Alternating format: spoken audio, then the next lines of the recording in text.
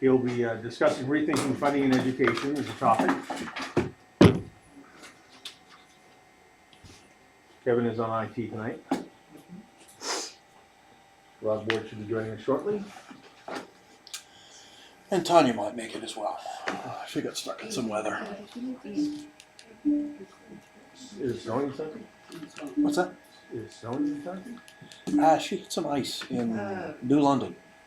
The elevations are real slippery. Yeah, Cars are going off right and left. Yeah, so- It gets hard to drive. So she went around all of that and ended up down here anyhow. I said, well, if you're going to die in traffic, come here first. Wait, tonight already people are outside? Yeah, fairly, or for 91's real slippery. Anyone? Could you pass this to Ian? So, it's basically about tonight. Yep.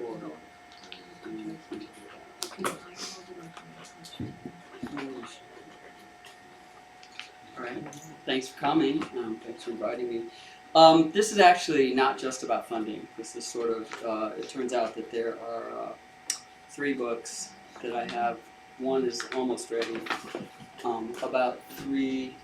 Press the back button and move to your left. There you go. It's afraid you're going to get lasered. Right. Oh. It has a laser. Yeah, might need to do it from the side. It says that you have the same as says, do not look into the laser with your reading, but So, okay. So, we have 3 books, which I'll mention in a moment. So, I'm imagining that there are a lot of people who just say, let's just get rid of schools. But let's assume for a minute that we're going to have schools. We're going to have a public school system. And we would like to have a reasonably functional public school system, one that we can actually depend on to do things. And I believe there are 3 things that we need to absolutely stop doing and stop doing as soon as possible. And the first one is we need to stop thinking that fairness is about money. So I think a lot of you know that Andrew Volinsky and his friends have been traveling around the state for years now, probably 5 years, trying to convince everybody that funding is about, or fairness is about money. We've got to stop that. We need to stop using what I call the pay and pray model of financing to fund schools, and I'll talk about that. And we need to stop stuffing so many boxes under the umbrella labeled school, and I'll talk about all of these things. Can everybody in the back hear what they... Am I loud enough? Yeah, this is Pretty pretty good. All right. So we can flip that. People don't like to be told to. Yeah. Okay. Nobody likes to just be told don't do this, so we can rephrase this positively. Things that we need to start doing. The flip sides of those, and the first one is we need to make fairness, the idea of fairness, which is so compelling and so emotional for so many people. We need to make it about what is learned, and not as what is not what is taxed, what is spent. We need to start using the standard commerce model, the standard model of commerce to pay for learning rather than instruction. And we need to start limiting schools to what's mandatory and offloading everything else to someplace else. So, technology. So like I said, each of these ideas is actually the basis for one of these books. The third one over here is going to be published imminently. But I'm going to talk about all 3 of the ideas, and then I'm going to tie them together at the end. So, first, fairness. So, who hasn't seen these? So, there are, as I said, Andrew Volinsky and other people have tried to make fairness about money, and the problem is, it can't be about money.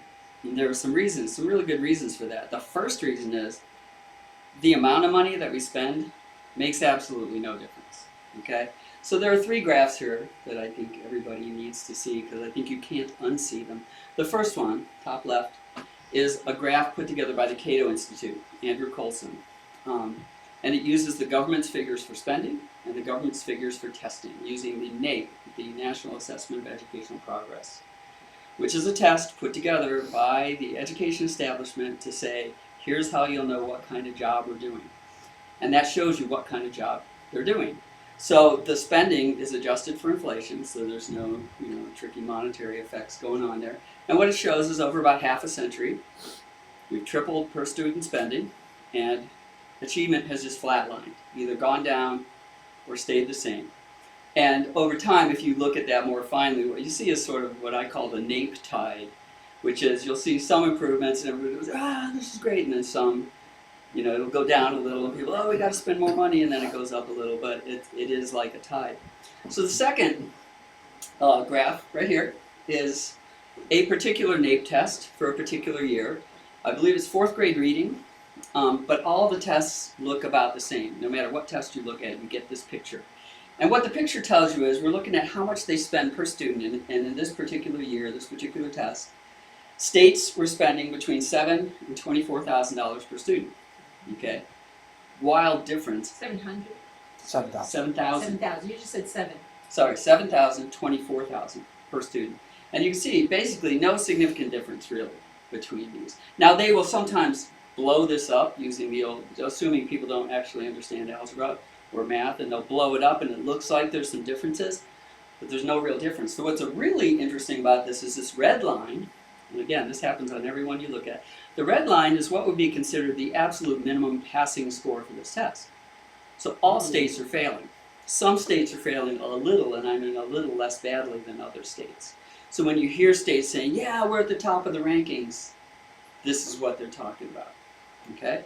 The third graph, my favorite, is one that Jody and I put together following one of Valinsky's presentations, where he had done some data manipulation to make it look like there had been no change since Claremont.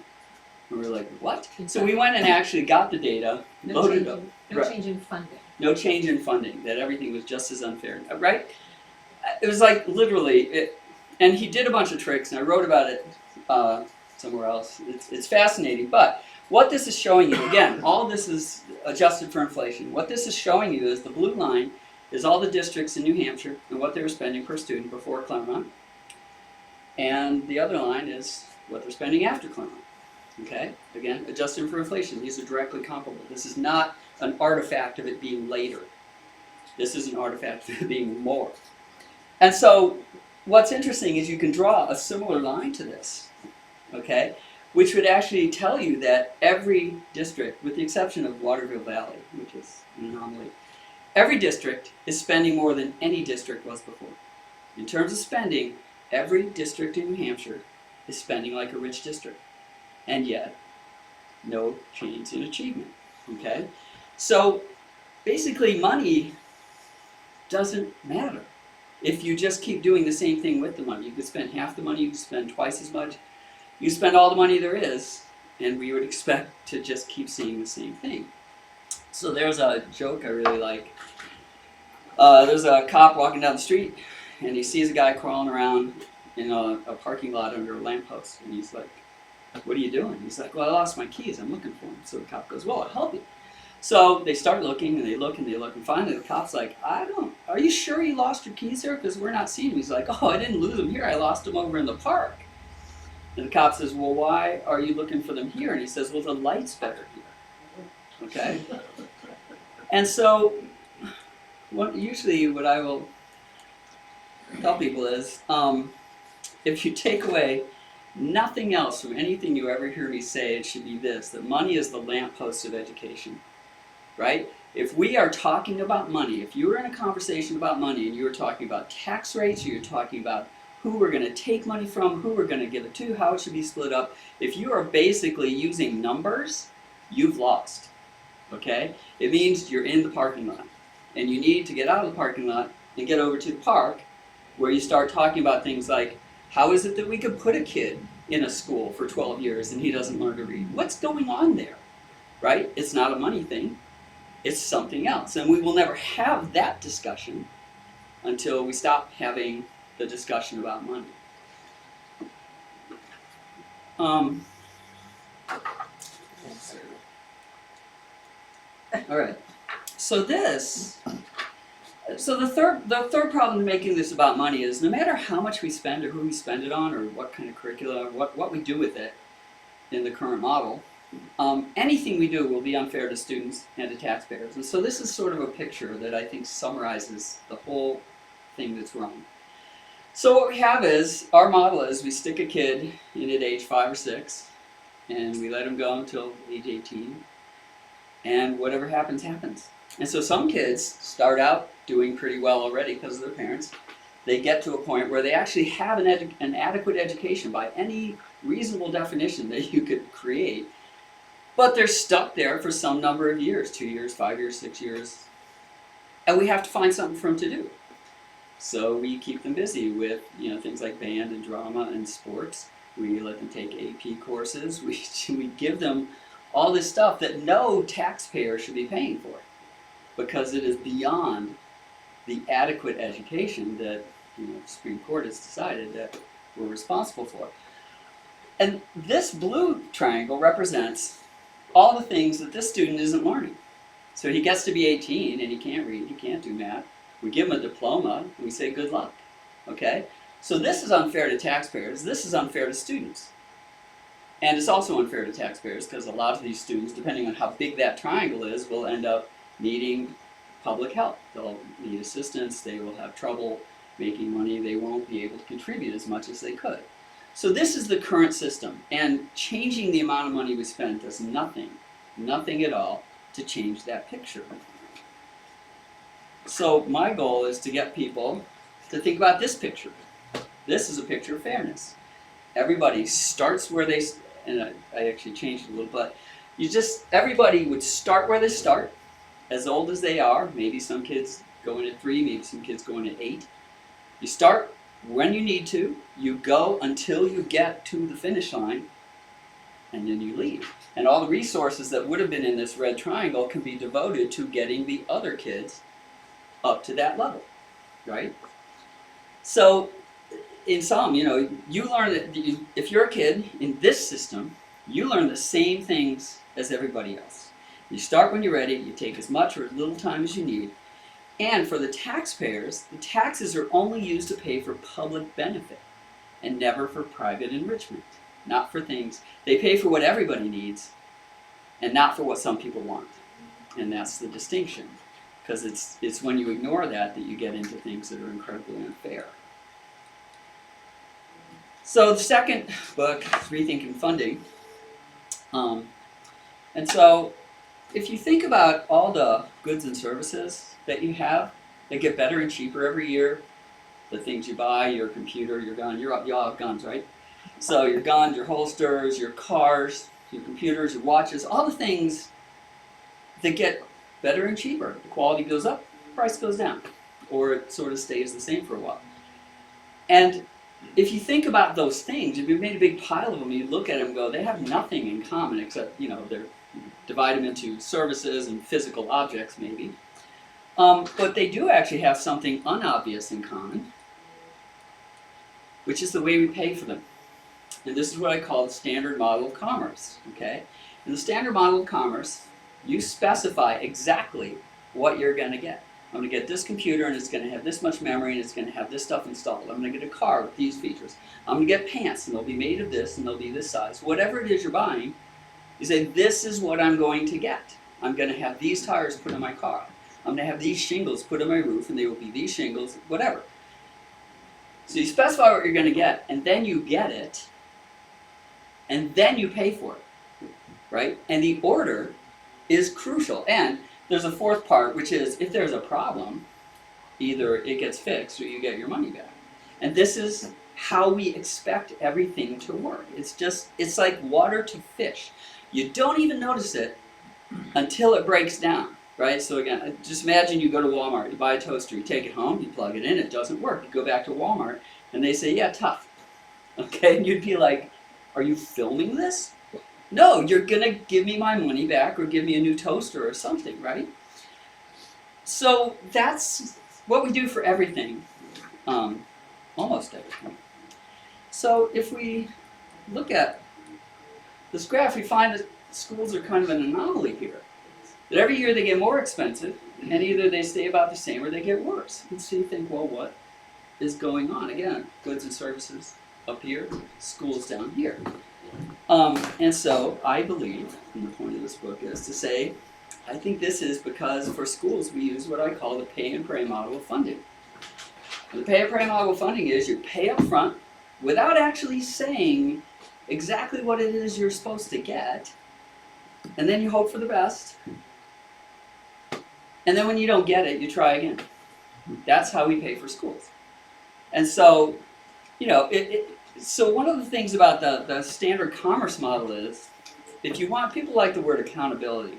If you want to build accountability into a process, here's how you do it. You pay people after they finish the job. That way, the accountability is baked in and can't be extracted or finessed or gained. If you would like the opposite of that, then what you do is you pay people money whether they do anything or not. And at that point, accountability, in any real sense, becomes impossible. You can have them certified, they can get certificates, they can go jump through hoops, they can do all this stuff. But if they don't do the job, you pay them anyways, and so there is no accountability. So I am a big fan of Charles Kettering because of this thing he said. He said, a problem well posed is half solved. And what that means is, if you ask a question or you pose a problem in the right way, the way you ask it actually points you in the direction of the answer. Conversely, if you ask the wrong question, it points you away from the right answer. And the interesting thing about that is, even if you get the right answer to the wrong question, it's still the wrong answer. So it doesn't help you. And so I bring this up because we, I believe, people who are trying to fix the schools, are always asking this question: what are we doing wrong in schools? And that is just a question that allows for unlimited screwing around. And I think instead we should be asking this question: what are we doing right everywhere else? And I think one of the major things that we're doing right everywhere else is we use the standard model of commerce everywhere else. And things, by and large, run very smoothly, and we get the things we want when we think we're going to get them. If there's a problem, it gets fixed. So the point of this particular book is to make the case that until we stop paying up front for promises and good intentions and start paying after the fact for results, anything else that we do to try to fix schools, whether it has to do with money or new curriculum, or we're going to hire more teachers, less teachers, all of those things, I now believe, are meaningless until we change this, because we're going to just keep paying people whether they do anything or not. So the third book is Rethinking Fun in Education. It had to be a third F. And so we start with this idea. So a lot of you have probably heard of the tragedy of the commons, which is a phrase made up by an ecologist named Garrett Hardin. And the basic idea in the tragedy of the commons is, if you have resources that are not owned by anybody, they tend to get overused and destroyed because nobody owns them. Nobody really wants to take care of them.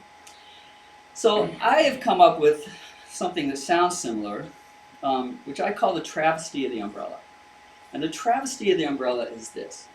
Let's say that there's something X, and we subsidize it. If I can take something else Y, which is not really part of X, but I can get everybody to say it's part of X, I push it under the umbrella, and Y is now subsidized, which is a screaming deal for people who want that thing, right? Because now they don't have to pay for it, they just get it as part of X. So, it's useful to think about this. So, let's imagine that X is healthcare, okay? We're going to subsidize healthcare. Everybody should be able to get a doctor. Everybody should be able to have healthcare. And so, suppose people start reasoning this way. They say, you know what? It's no use having a doctor if I can't get to him. So, we should make transportation part of healthcare, and we should subsidize it under Medicare, Medicaid, whatever. And, I can't go to the doctor if somebody doesn't watch my kids, so we should subsidize healthcare, or daycare, as part of healthcare. And, in the same way, if I can't afford to eat, we should subsidize food as part of healthcare. I mean, that should all be covered. if I can't dress myself or do certain things and get to the thing, then that kind, whatever therapy I need should be part of healthcare. If I have family problems, right, and I get bullied at home, or I'm bullying people, or I'm whatever, for whatever reason, I can't get out of my house to see the doctor, so whatever social work I need should be part of healthcare, right? And so you think that all makes sense, right? No, of course it doesn't. That would be insane. We would never do something like that. Except, we actually do. This is exactly what we do in school. We just start calling all this stuff school, and now it gets subsidized and paid for with school taxes, right? Except it's actually a lot worse, because we subsidize all kinds of stuff, much, much more than I was talking about. And, you know, if you're looking for a reason why schools cost so much and perform so poorly, I think this is a really nice picture of it. If you're doing all of these things, you're not going to do any of them well. And the more boxes you have, and this is much more relevant, especially, you know, what's going on in Claremont, you got so many boxes under there should be a box under there named literacy, and one named numeracy, but you can't even find them, and maybe they've just been shoved out the back, and nobody's going to notice because you've got so much other stuff going on. So, I'm from Croydon. Some of you heard about our little kerfuffle there, our budget battle. So, long story short, I wrote a pamphlet, I handed it out at our annual district meeting for our school district, and in the time it took voters to read it, they were persuaded to replace the usual ransom with a budget. So everybody, you know, the difference, of course, is a budget is when you have a certain amount of money to work with, and you set priorities and do whatever you can do with that amount of money, and you have to not do certain things. A ransom, on the other hand, is when you basically say, here's how much money I want, you give it to me or I'll hurt you. And so, you know, we were presented with a ransom of $1.7 million. Give us $1.7 million or we'll take your homes. During the meeting, that was turned around, and the offer was made from the people to the board. We think $10,000 per student is enough. We have this many students. Let's imagine some more come in. We'll give you $800,000. Make it work. And they voted for that. And it wasn't even that close a vote. And people have said later, you know, there was a snowstorm, it was packed with 3 stages. It was the same people who have been there every year for the 15 years we've been there. They just read something that basically said, you know what? This is ridiculous. Maybe we should try something that could work instead of continuing to do something we know won't work. That costs twice as much. So, that was fun. It was it was fun. The subsequent part was not fun, okay? There's a book about this called The Croydon Budget Battle, and it's about how this decision that was made at the annual meeting was overturned by a special meeting after a giant smear and fear campaign, which is worth reading because of what you guys are going through now in Claremont. But here's the reason I mention it. We learned something very important during this time. So my wife Jody was on the school board, and the school board kept asking parents, look, we don't have all the money that we normally would have. What are your academic priorities? And what we found was that Just parents. what are your priorities? And we found they had no academic priorities. They were interested in making sure the kid was picked up in the morning, dropped off at night, that he would be with his friends, that he would be able to do extracurricular activities, play sports, whatever. And so finally, at first we were just incredibly frustrated, and then finally, I don't know when it dawned on me, it was like, here's what they're telling us. They don't want a school. They want a community center. And so this book sort of asks, well, what if we gave them one? How would that work? Okay? So,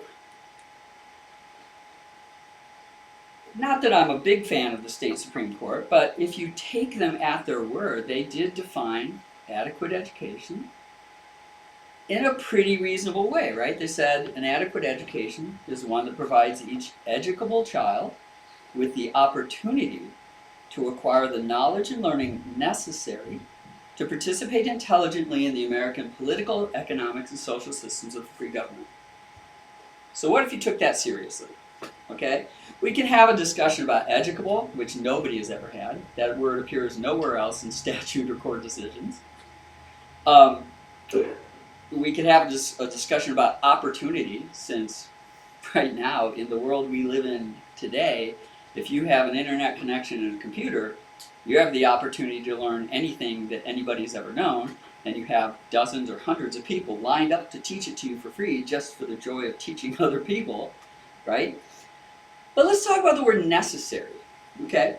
So, if it's necessary to know something in order to participate in a free government, then it had better be mandatory. We shouldn't be letting kids get through school without learning the things that are necessary. And to turn that on its head, you could say, if something isn't mandatory, then it's clearly not necessary, right? So playing a team sport, is that mandatory? No, it's not. Taking AP Calculus? No, it's not. Learning to play an instrument, learning a foreign language, those are all nice things, but they're not necessary. And we would never make them mandatory. You can just imagine, and this would be fun for people in Claremont, to go in and present an idea like this and say, yeah, we're going to make every kid play a team sport. And you watch some of the parents going, what? No way. We're going to make every kid learn to weld. No, I don't think we're doing that, right? We're going to make every kid learn to read. Okay, there's not going to be a lot of fight about that. And so this is where the sorting hat from Harry Potter, if you haven't seen the movie, every kid who comes to the school, they put a hat on him, and it looks inside his mind, and it decides which of the, not dormitories, houses, which of the houses he's going to be in. You go to Hufflepuff, or you go to Slytherin, or whatever. Okay? So I'm thinking, they have given us this hat. And here's what we do. We look at every specific thing that might be taught in a school. And by a specific thing, I do not mean like technology, where some kids, technology would mean I learned to make a spreadsheet, and for other kids, technology is I learned to build a robot, right? Specific things that people need to do, for example, to be able to look at a statistical result and tell whether it makes any sense. You need to be able to do that. Whether that's in algebra class, statistics class, whether it's in a rhetoric class, it doesn't matter where you learn that thing, what the subject name is. What matters is you better know how to do that, because you're going to be asked to do that as a citizen every time a public policy is based on statistics. So the hat looks at every single thing that we might teach in a school, and it says, you know, if it's like this is a thing that every kid in every school needs to learn, goes in school. And if it's not, it goes somewhere else. It could be a community center. It could be a hospital. It could be a social work office. It could be a food bank. It could be a private charity. It could be a church. Somewhere else. Okay? So, to sort of sum up, I believe, if we took these three ideas that I've been talking about seriously, right? One, the fairness is about learning, not about spending.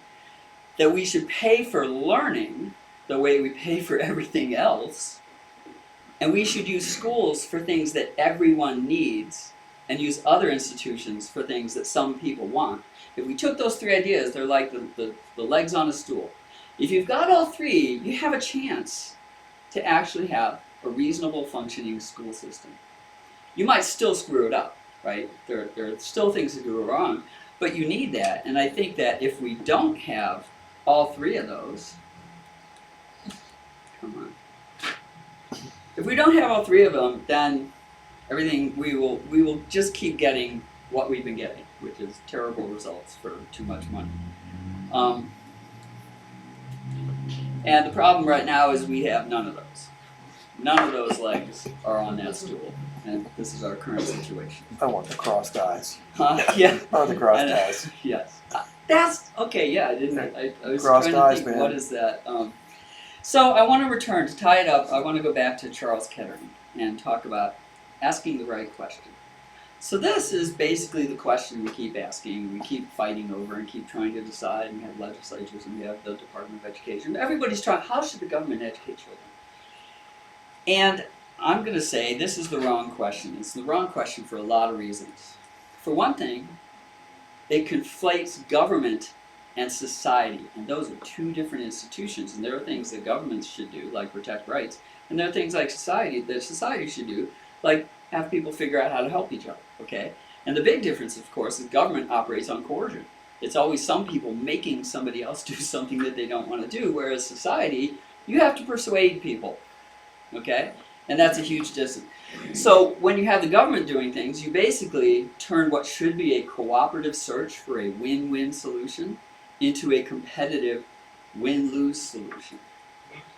Okay, so that's where the original question leads you. It leads you in that direction, which is not a direction that we really should be going. So the second thing, it fails to distinguish between children whose parents could afford to educate them and parents who can't. Okay, and though to treat those two groups the same is kind of crazy, but the question, if we think of it, the government should educate, not we should avoid leaving children uneducated, which is very different, right? So you think leads to a whole different set of solutions. And also, this is something that really didn't occur to me until recently, the concept of what it means to be educated is so amorphous and undefined, and people have been arguing about it since Aristotle, right?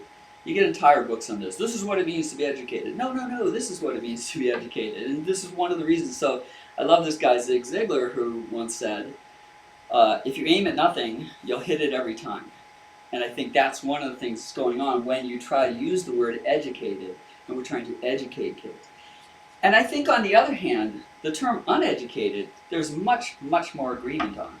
So I think we could all look at people and say, well, if you can't read, you may be a very charming and productive person, but you're not educated, right? There are a lot of things that go into that, and in some sense, if you can be lied to in a certain number of very easy ways, you're not educated. You're uneducated, and we need to avoid that. It's not a goal this aspirational goal that we need to be reaching towards. It is essentially a disease that we are trying to eradicate, right?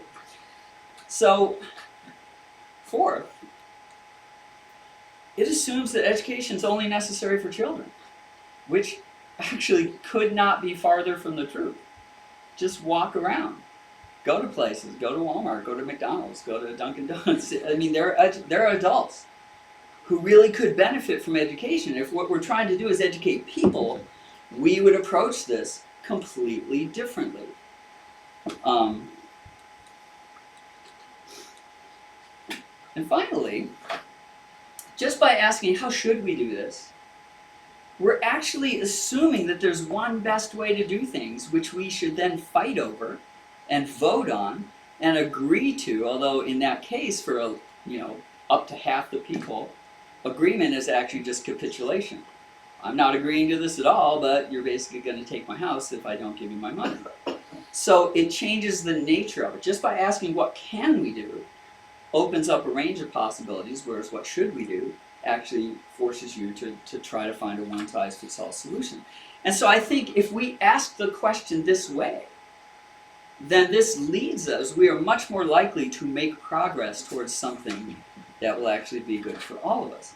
And so then you might say, well, how can I know that? And we know this because we have done this already. We have asked this about other things where kids are unfed and unclothed and unsheltered and unheated and untreated and unconnected. And we have found many, many ways to do this, to deal with this. And so my question really that I'm asking is, if we have a way of asking that question for all these other things that by and large works, why would we not do it for education? So that's basically what I came to tell you. We do have these 3 books, and if you're a state rep or a state senator, or I don't think any of you are on the executive council, and none of you is the governor right now, right? So, Not yet. but if you are an elected official, or you know an elected official who would like to get these, we will supply them for free. So check with Jody, make sure she has your information. We have some here tonight if you want them. But I would like to get the ideas out there, and my ultimate goal is actually to get some state reps, state senators together and sit down and say, what would it look like to start and say, we're going to build public education on that stool with those 3 ideas, which will short circuit a lot of the things that have been going wrong. So that's my goal. So thank you. Are there any questions? I'm interested to know, have you ever debated Andrew Walensky or have plans to debate him? I have not. I think somebody that I know was trying to set that up, and I think he didn't want to do I it. think let him go say that. Yeah, I think it would be. Who could set that up though? Yeah, who could set that Who up? do you know who can set that up? Hope Damon. Okay. I mean, yeah, that would be fun. That'd be really fun. I would love to see that debate. I mean, I can picture it already in my mind, and I think what would happen is somebody'd ask a question, he would tap dance around a bunch of stuff, and I'd say, let's go back to first principles. Do we have the power to do this? No, we don't. So it doesn't matter. All the stuff you just said doesn't matter because we can't do it, right? Don't tell them what it's gonna So look like. whatever. Anyways, I think it would be my answers would be fairly short and like we can't do this. Or in the case of like, oh, we should do this and this and this. Oh, we're still doing pay and pray because now you're just trying to build a perpetual motion machine. If you don't do this, it doesn't matter what you do. So anyways, but it would be fun to do that, sure. So I'm all for it. I just don't know how to make that happen. Yes. Question is, he's more on Congress side, will he be willing to debate you? I don't see what he has to gain. Yes. Nothing to gain and everything Nothing to to lose. gain and everything to lose, right? Because I would be able to say things that people would actually understand. I So think it was 2 summers ago, he spoke at Sunapee. It was, Yeah, it we was would. Yeah. about, and so we got to ask him questions. And I told him my personal story of, leaving Brooklyn to go to a suburb that had a good school system, right as the state of New Jersey did exactly what he was proposing, which was level the education spending across the state. And as a result, here we are, 40 years later, they had sky-high taxes and piss-poor proficiency. What's to keep the exact same thing happening here in New Hampshire? And if I remember, he said, Bahama, Bahama, Bahama, Bahama, Bahama, or words to that effect. yes. So the thing that mystifies me the most, having sat in education committee for 3 years, is why we put up with abysmal numbers for proficiency. And how you can put that on your face is that you're doing your job. And they put it on like we're doing all we can and this is the best we can get. Well, I could do that with my eyes shut. Well, so I will just suggest this. Suppose that we start, what would be the alternative to Amazon? I don't know. We're going to start a business. And the way it'll work is you'll send me money and then I'll decide what to give you for it. So how long would I stay in business? I wouldn't. What if I could send people with guns to your house to make you write those checks? How long would I stay in business? A lot longer. That's right. I think that's all that's going on. And that's why it took me a long time to get this insight into the funding thing. And I wish I remembered how it happened, but it was just like this flash one day. It's like, well, of course. There's a great Dilbert cartoon, right, where Dilbert and Wally are dancing around going, I did nothing and I got paid anyways, and it's like, okay.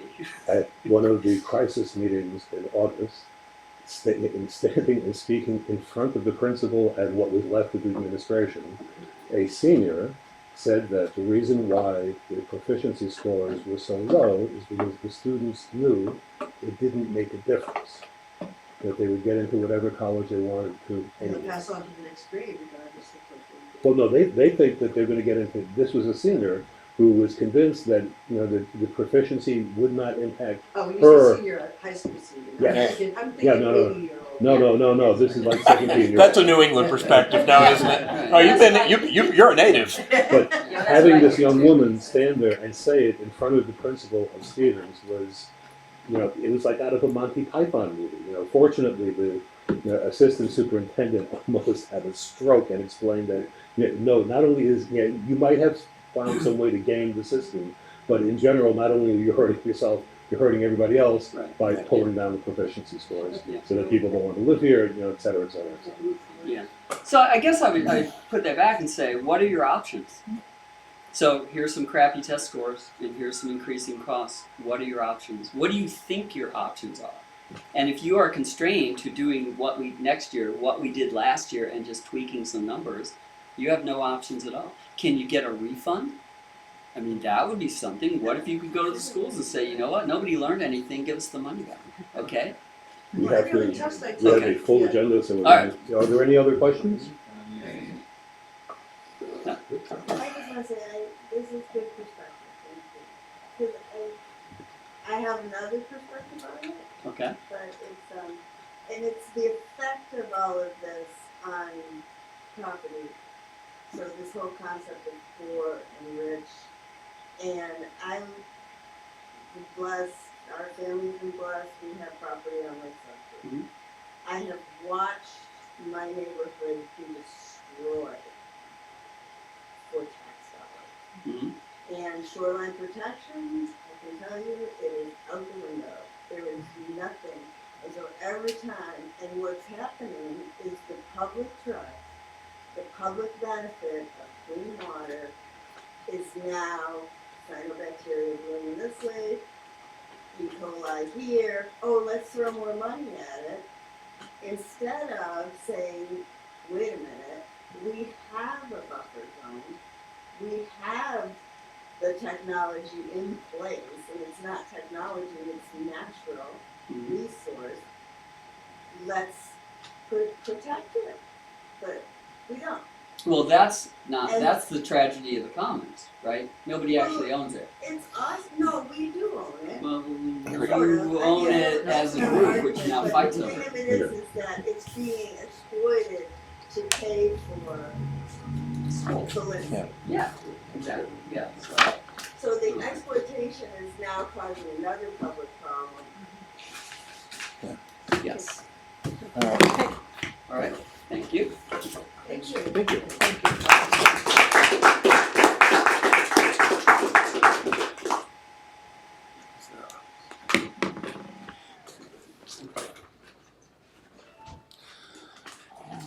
All right, next on the agenda is the report officers and committees.